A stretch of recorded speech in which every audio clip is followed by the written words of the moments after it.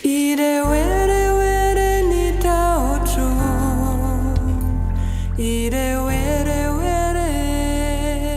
and welcome to Conversations with Mother Earth, brought to you by Grounded Press. My name is Dana Petrovic, and each week my guests and I explore one aspect of Mother Earth and the gifts that she gives us. We also discuss why these gifts are so precious and why we should value them. We got you curious? Good. We love curiosity. Let's begin.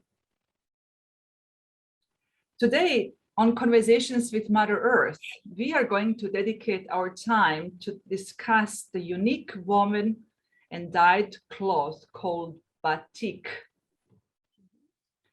Why am I dedicating a whole session to clothes, you might be asking?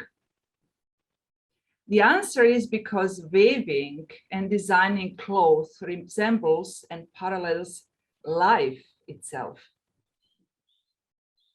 After all, like design clothes, our lives are an intricate pattern woven by moments of joy, excitement, pride, and love, intertwined with grief, sorrow, and loss. Each strand of cloth, like our lives, has a different color and texture. Just because in today's complex and busy world, we rarely take time to closely inspect the intricacy of the fabrics we use every day to clothe and keep ourselves warm, does not mean that there are not countless true artists somewhere near and far weaving and designing textiles for us at this very, very moment. If we were not so preoccupied with other things, perhaps we would stop to wonder, where does our cotton shirt come from? Or how is it possible that our cashmere sweater can feel so soft on touch?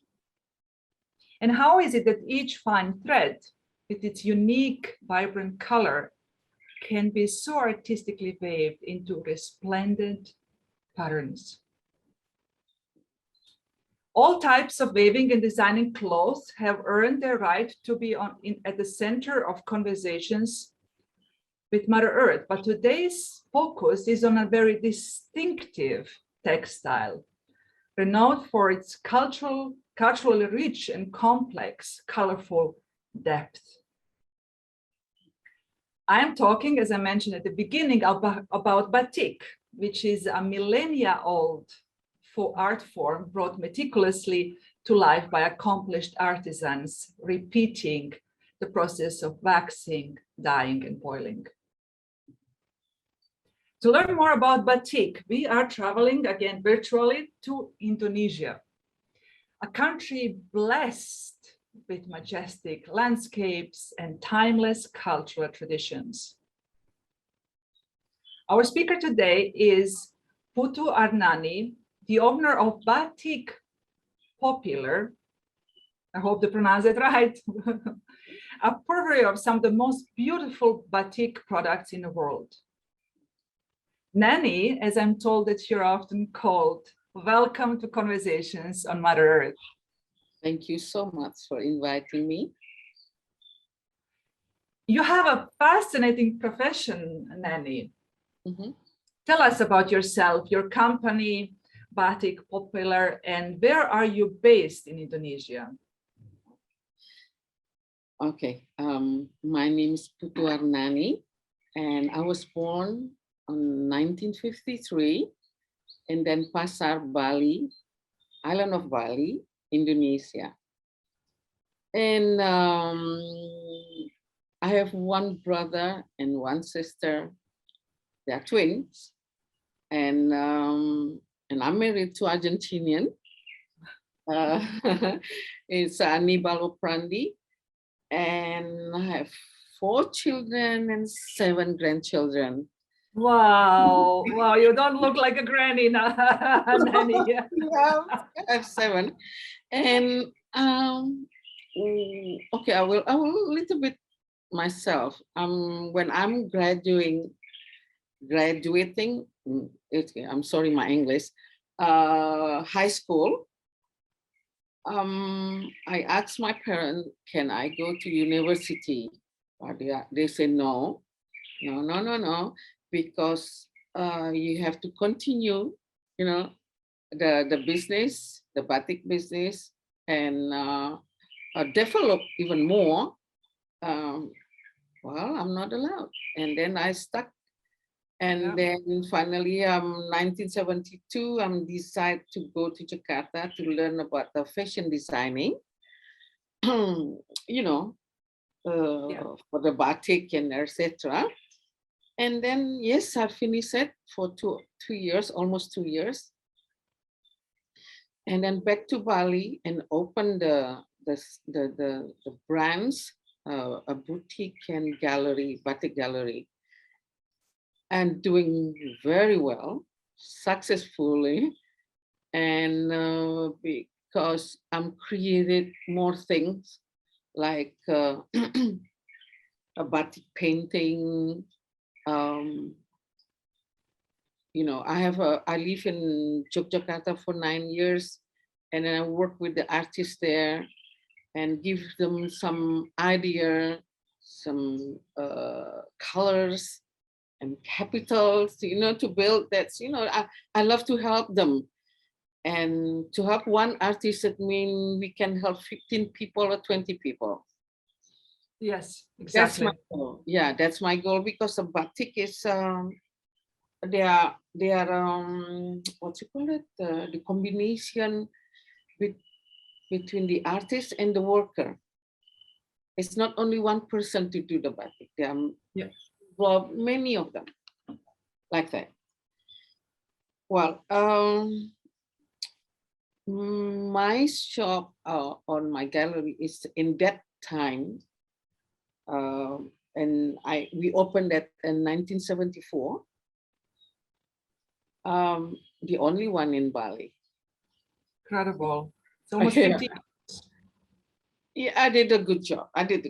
To be honest. I love it. And I became love batik, because I recognize batik is, I learned since my childhood, because my parents always took me to Jawa, to Solo, Jogja, just to be with them. And then I'm learning about it.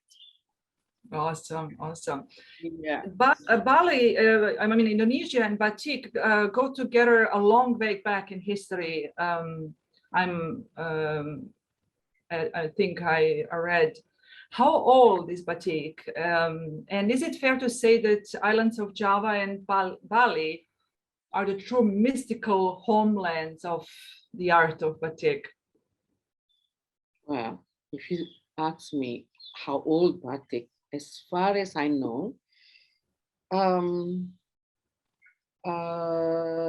the technique of decorating clothes with wax began to be used for mummies in Egypt. Yeah, that's about a 4th century BC. Oh wow! Yeah, that's a long time. Long time. In Indonesia, in the 30th century AD,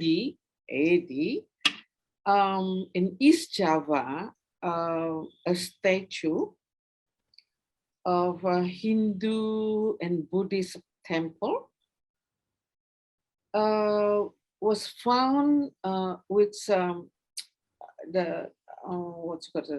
applies distinctively a motif of batik. Yeah. And which shows to us it's the long story about the Indonesian batik. That's a very long story. Yeah, from that, and until it, and then it's a growing history, yeah, of batik, yeah. And 2009, UNESCO acknowledged that and determined that batik was one of Indonesian culture, yeah, and but it's an Indonesian culture. We because it's so long time before we used it for everyday life, yeah, like in Bali, it's a everyday life. We in that time we don't have a dress like this, no. Yeah, that's batik was born according to UNESCO the 2nd of October 2009. It's an untouchable heritage of humanity. Yeah, it is. It is. It is. It's so important for the humanity. It is. It is. Art reflects always also a society. When we look, how is it particularly for Indonesia? Did the old traditions and patterns of Indonesian batik change in any way after Indonesia became a predominantly Muslim country? Did the religion influence? Because you mentioned earlier the Buddhism in the first statutes. How is it today? How is the harmony between these two? Well, that's a very good question, Dana. No, the pattern, the motif for the Indonesian batik did change because the pattern in the batik pattern is it's what you call it, adapting the habitat of the region. Yes. Yeah. For example, like in Solo is a more a traditional Javanese, you know, and in Pekalongan is more a coast got the influence also from the settler, you know, the like a Dutch. Let me start from the religious thing, you know, Eastern religious like Hinduism, Buddhism, and Muslim. And the influence from the settler, the country in that time, we got influence from Portuguese, Portuguese, Dutch, English, Japanese, yes, Chinese, India. We do have influence like that. Especially we can see that in Pekalongan, Cirebon, that area. Like a bouquet of flowers, like a patchwork from the Dutch colonialism. It's many things. The birds from China, you know, hokokais from Japan or something like that. Megamendung is the cloud, is like a Chinese and a Japanese design, like that. It's never changed. No, didn't change, even grow. Like nowadays with a modern design, but the traditional one is still there. But what I saw nowadays is the way we dress, not the pattern of the batik, the way we dress. Like me, we can make the batik dress, and what I found out, well, maybe I can say that a lot of people, the ladies, dress like a Middle East Muslim way, or like that, and then I don't know what's going to happen, But in Bali, we still wear batik clothes.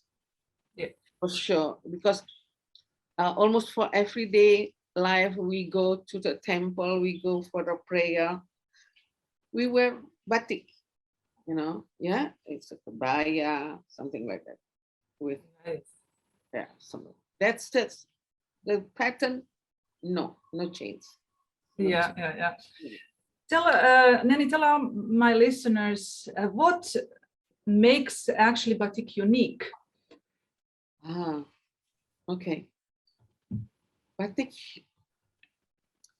that's a unique because of the what's called a diversity Yeah, diversity.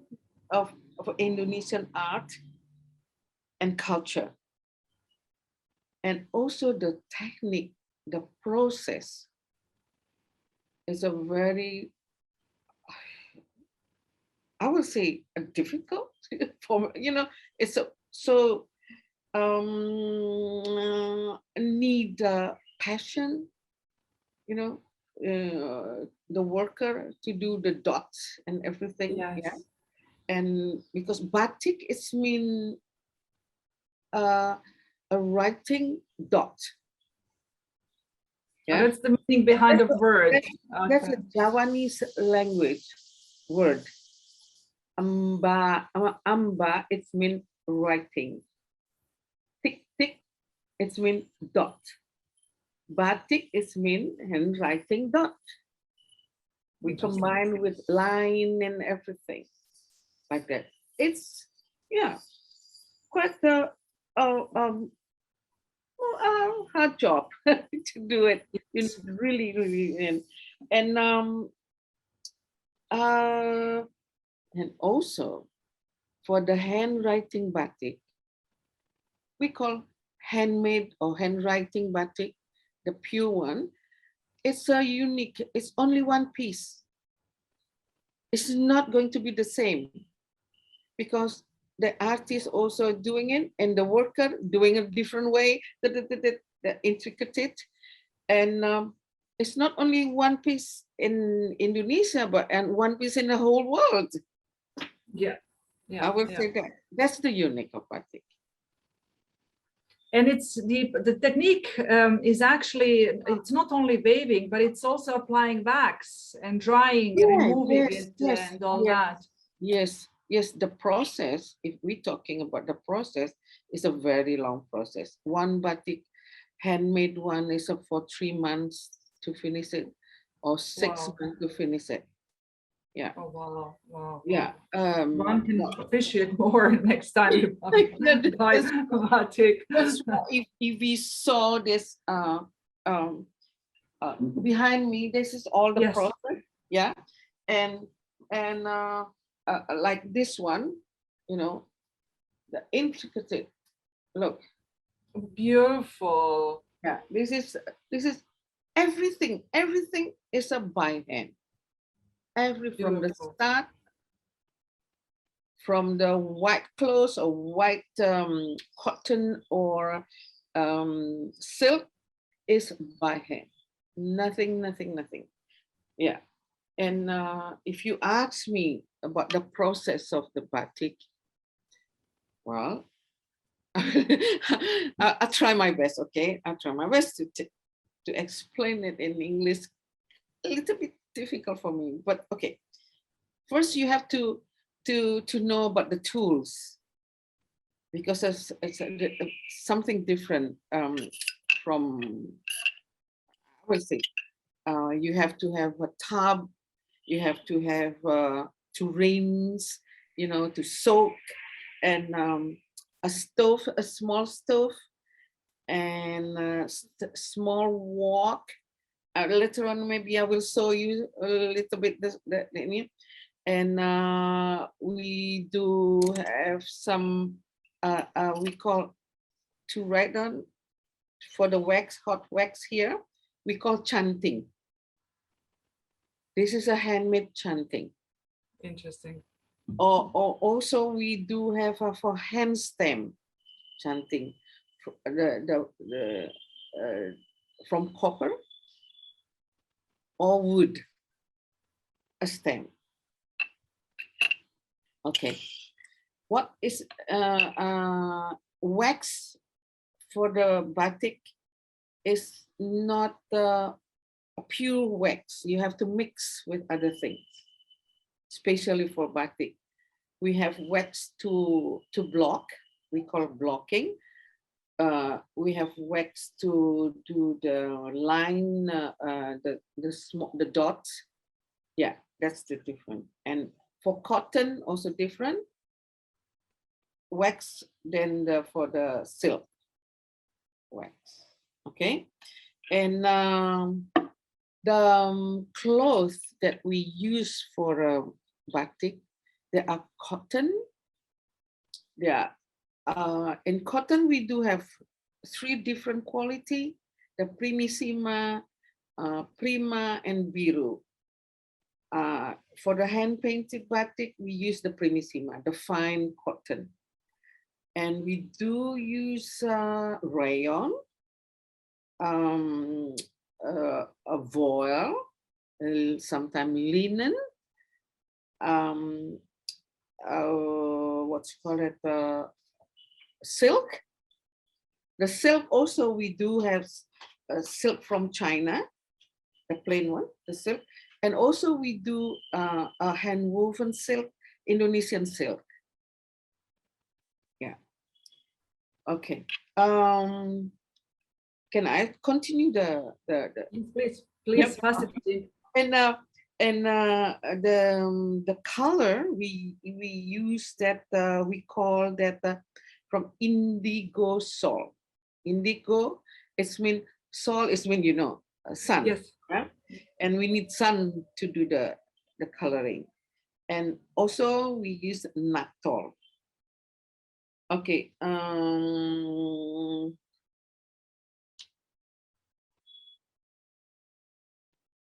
Okay, the first step for, I'm sorry, sometimes I need to, my English. No problem. No problem. sorry. All good. All good. I will start to a little bit traditional way to do the batik, and traditional way and nowadays to do the batik. First, the white clothes, you have to soak it to get rid of the own wax from the textile. Okay, and then dry it. We have to iron a little bit, yeah, and then we draw the pattern with a pencil. After that, we continue. We cover the line with the hot wax. All the big lines, we cover it. After that, we begin to fill the lines with isen-isen. Is a Javanese word. Isen-isen, it means dot. We fill that, to make the flower, we make the bird, fill with the dots and many different dots. Lines small for the leaf or something like that. And then after that, the third process is we have to cover the part of the pattern with the wax, because the wax is a resist the color from the color. Yeah, protect. Yeah. Yeah. Mm-hmm. And we have to cover all we call blocking, the part that we don't wanna because we wanna put the colors, the flower first, all the part, the bird and everything. Then nowadays we use brush to put that color. Before we have to dye. Yes. Every single color we have to dye. That takes so long and became so expensive. Yeah, that now we found the technique just using a brush to color it. Okay. including we have to cover the background. Okay.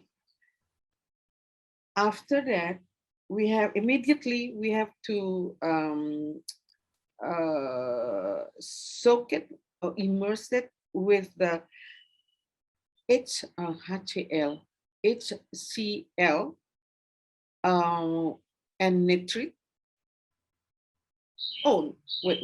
Before that, we have to hanging it, dry it for 1 minute in the sun, because this is a indigo sol. Yeah. 1 minute. 1 minute. 1 minute only. Okay. And then after that, right away to immerse that to the water, mix with HCl, HCl with a nitrate for a while to make the color come out. The green will be green, come out the color. That they become resplendent like they are. Yeah, like they are. And then right away rinse that. Rinse until all the chemical thing out from the fabric. And then we boil it with the boiling water and mix a little bit with the water glass. That's what we say. I don't know in a English. We call it water. Mixes it to get rid of the easily the wax. Yeah. Okay. Yeah. Okay. And then come out the flower and the bird and the leaf is already with the color, except the background. If you want to stop here, you can stop the process. But normally we continue it again. And then we will put more dots wherever we wish. Maybe the background, we will put more dots, or like whatever you want. Yeah. You do it again. Yeah. But that's exactly what gives depth to it. Yeah, it's because it's the design that on and on, you know, more this, more that, you know, something like that. And then after that, we have to cover it. All the parts. The flower, we have to cover it with the wax again, and the leaf and the bird, you cover it, because we're going to dye the background. Or whatever, maybe the one part of the design, that's up to you, you know. We cut, and then after you cover it, blocking the part of the pattern, and you dye the background color. After that, same process like before, you know, you do the sun for 1 minute and then immerse it with the water and HCl and nitrate, and then rinse again, and then dries a little bit, and then you boil it again. Well, after the boil it, you hanging for a while, and then dry it, and then more dots coming. All the line, the big line that the first you follow. I mean, I don't know. And you put a dots again. This is going to be the last process. You put all the line with dots. We call rinning in the Javanese. Rinning, you put the dots. All the line. And then after that, you cover all the parts except the line, because we're going to dye the lines. Oh God, next one. That's why you need a passion Yes. to do this. And patience. Passion, yeah, passion, and really focus. You can't be, if you wrong, and it's going to be spot. Yes. You can't. You have to be really, really careful on that. Yeah. Okay, after you cover all part and then you dye. Okay, and you dyed this is okay. Maybe you will see this one, all the line that I'm talking about, this line. Yeah. Oh, where is it? Here, the line here, the blue line. Yes. Yeah. This one without dot. You can be the simple one without dot. Yeah. But what I talking before is with the dot, and you cover all the thing except this line. Yeah. And you boil it, come out like this. Done. Okay. Yeah. And I told you the background, you can put this kind of decorative, like this, or only dot. It's up to you. Yeah, of course. And this one is it's a lot of work. I will show you now. One of our, see?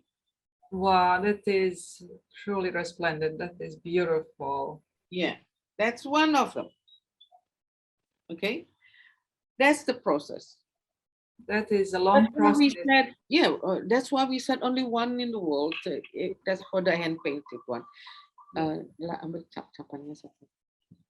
I think I will show you the more economic things to do batik is with the stem. It's from copper or wood. I will show you. This is the stem. Yeah. Yeah.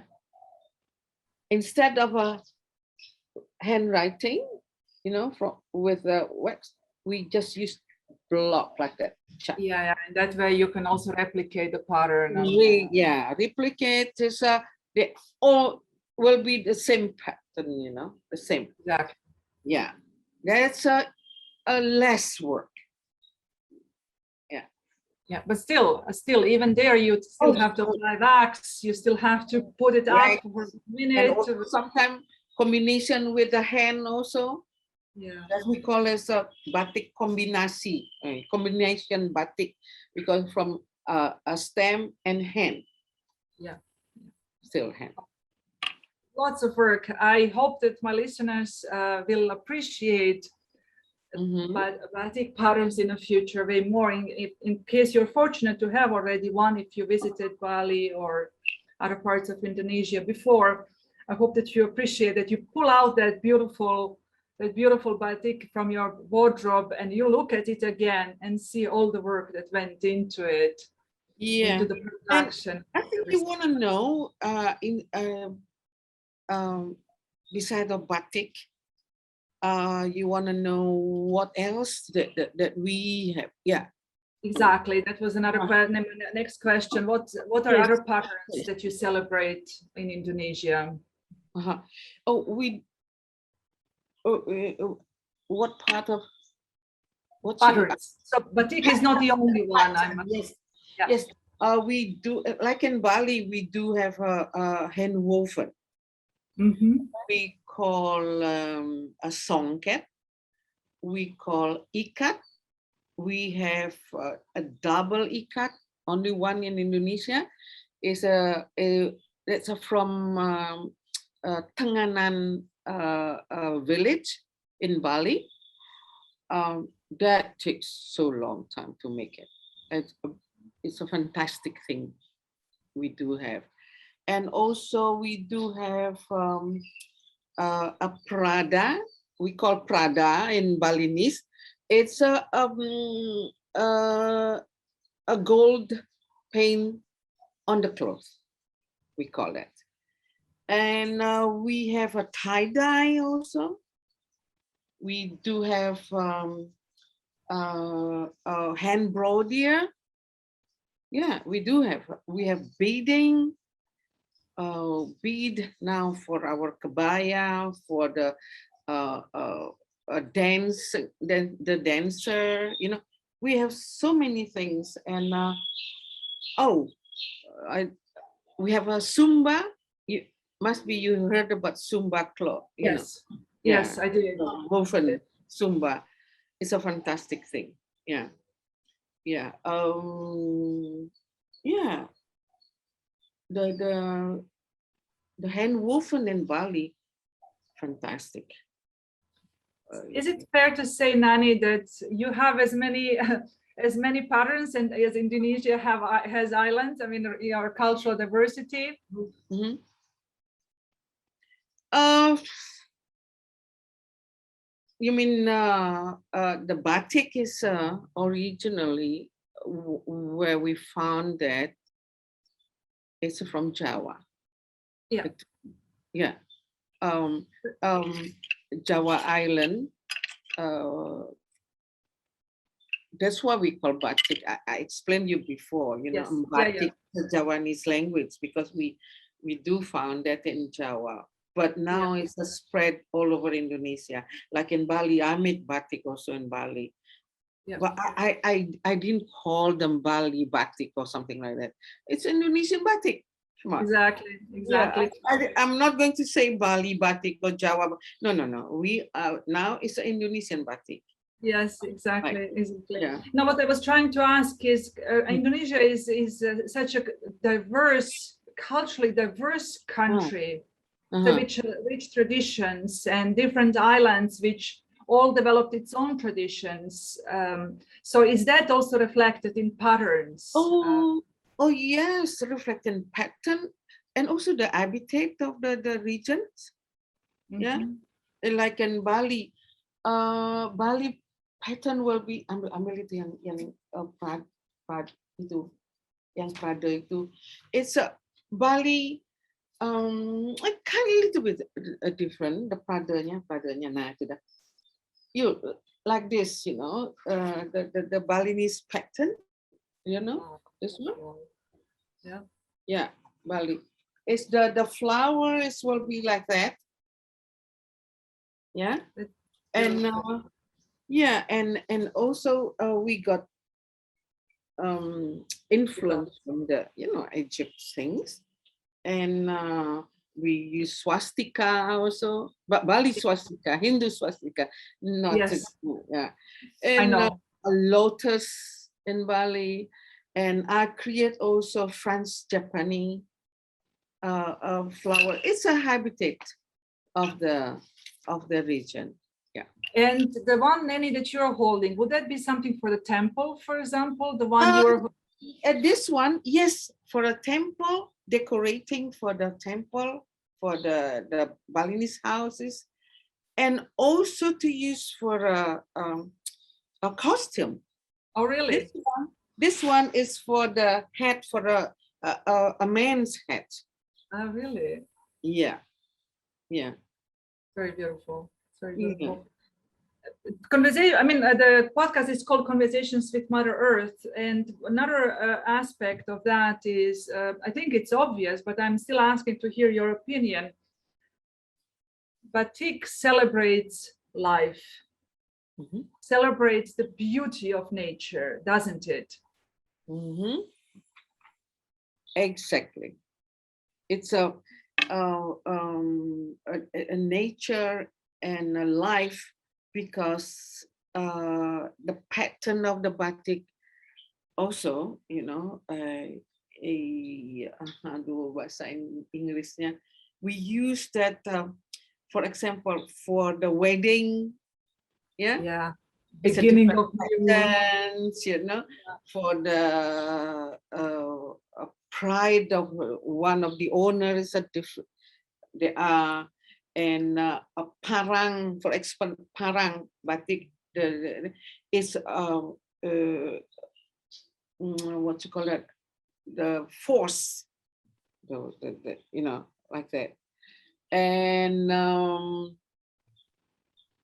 for yeah, for the nature, the whole, Like, for example, the Madura Island batik, they because they are surrounded by the sea, all the sea life, their pattern, all the sea life. Most of the pattern is the sea life. Like in Cirebon, they have all the from the kingdom design, the influence. That's Beautiful. yeah. Very beautiful. Nanny, I could talk to you for a very long time because I find what you do really fascinating, truly fascinating.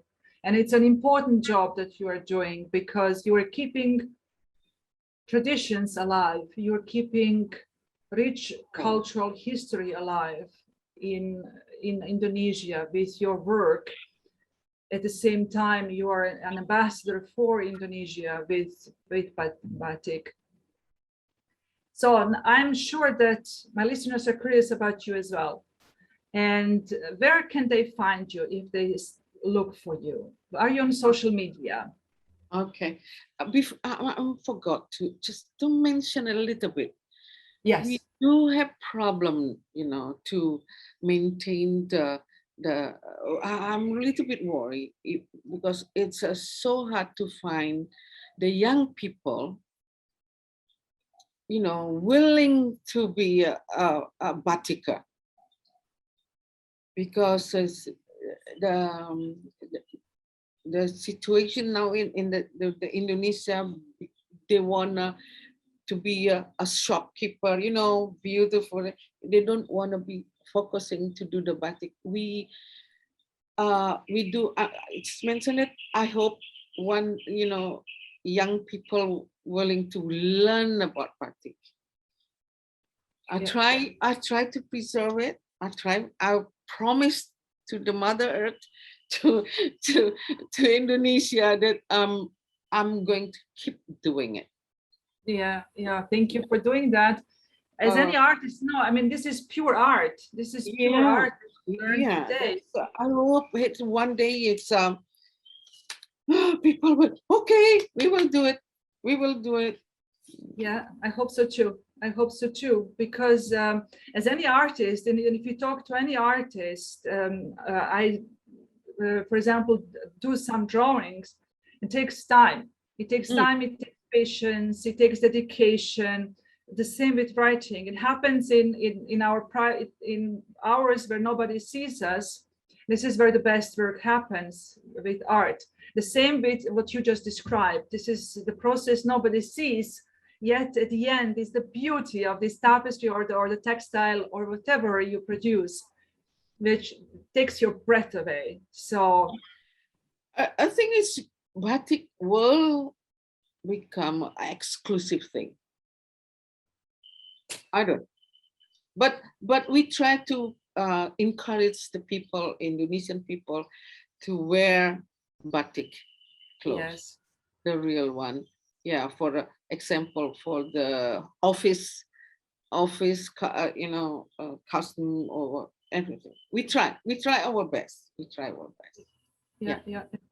And we discussed this in a second episode, Nani, when we talked about storytelling. I talked with Jida, who is from Nigeria, and the stories that we tell ourselves, or that our culture, that we're told through our cultures. And we all run away from these things that are unique to our cultures, and we all want to be more homogeneous. We want to belong to a larger group, and which is a normal human feeling, to belong to something, to belong to the popular ones, the cool ones. This is normal. Yes, exactly. The cool one. We have to make the cool one. Exactly. We may have to make the traditions cool again. We have to make old stories, old textiles, old patterns cool again. Yeah, this is depend on the world, what you call that, a designer. Yeah. I think you have to talk to the world designer to create things from, the traditional thing. Yes. I hope they will. I think they will. There are some of them. Some of them, but I don't know.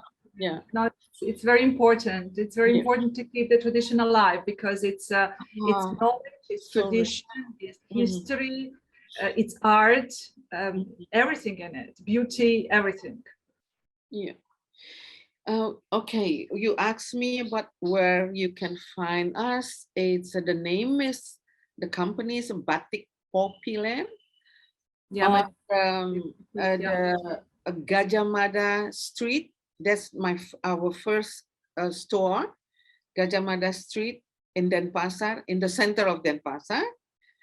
But where I am, my branch is especially for tourists because the pattern and everything. It's I give a taste of international taste. That's in the same name, Batik Popular, at Jalan WR is mean WR Supratman 306 Tohpati, Denpasar, Bali. Okay, that's the where is the shop. You can contact us through email lisoprandi@hotmail.com. Elise Oprandi took one word. Yeah, one word, small, not capital, lisoprandi, one word, at hotmail.com. And also in Instagram, it's a Batik Popular. Yeah, and also Facebook. Oh, very good. Yeah, that's where I remember seeing you as well. Yes, exactly. Yes. Yeah. Yes, very, very, very nice what you are doing. Thank you so much for keeping Batik alive. This is so crucial for everybody, for the whole, for the whole planet, for the whole matter, because you inspire others also to see the beauty in our traditions. So thank you again, one more time for joining us today, Nani. Do you want to see a little bit about the what is our batik is or the? I think we see it behind you. We see it directly behind you. It's all in the background. But it's what's important about today. You brought beauty, or you brought us closer to beauty that is as close to us as the shirt on our skins. Okay. Okay then. Thank you so much for inviting me, and I hope see you next time. Yes, exactly. Thank you. Dear listeners, this concludes today's conversations with Mother Earth, brought to you by Grounded Press. Next week, we will dip our brush into ink. Curious? Oh yes. Stay tuned. Okay. Bye. Bye-bye. Bye-bye.